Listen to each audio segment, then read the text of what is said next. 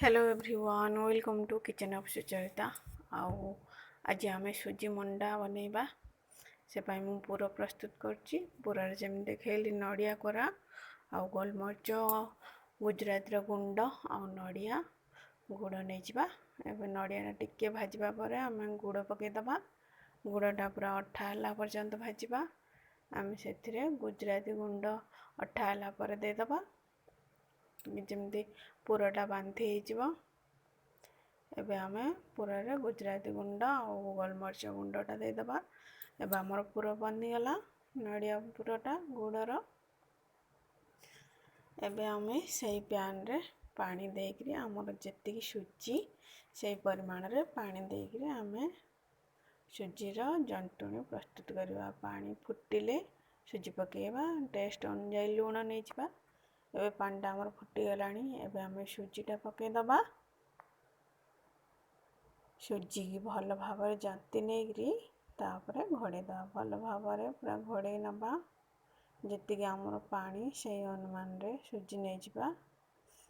जी आमको दरकार सुजीटा फुलब से अनुमान रे पानी नहीं भल भाव जंती नहीं 10 ରୁ 15 मिनट घोड़े ढांकी नबा। एबे जंतुणीटा प्रस्तुत हो गला घोड़े रखीदबा।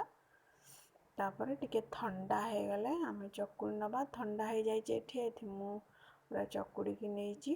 तापर आम पिठा बने नबा। पिठा पाई एमती गोल गोल करी बाहर कर मझे पूरा दे तापर गोल की साइज करी गोटे गोटे गोल गोल मंडा बने नबा।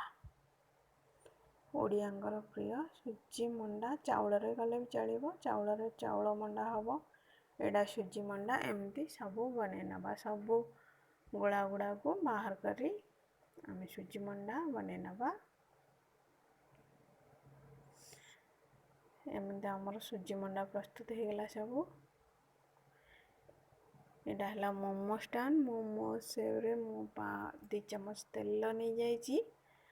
तेल नहीं जिबे तापर तेलटा को चारिआडे लगे नेबे। तापर गैस फ्लेम ऑन करिया। आमे गैस फ्लेम ऑन करवा पर हाई फ्लेम रे 5 मिनट तापर 15 मिनट स्लो मीडियम फ्लेम रे आमे पिठा गुड़ा को स्टीम कर नबा।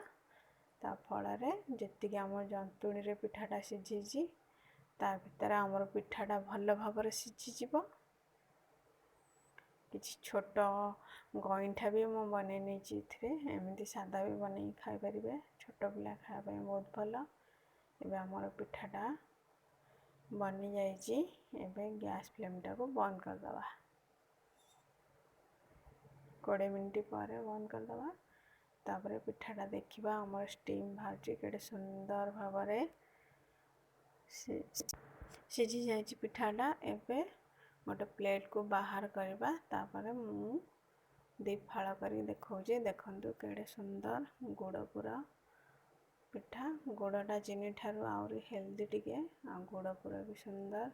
वीडियोटी लाइक कर पसंद लगे तो लाइक कमेंट सब्सक्राइब निश्चय करेंगे। Thank you bye bye.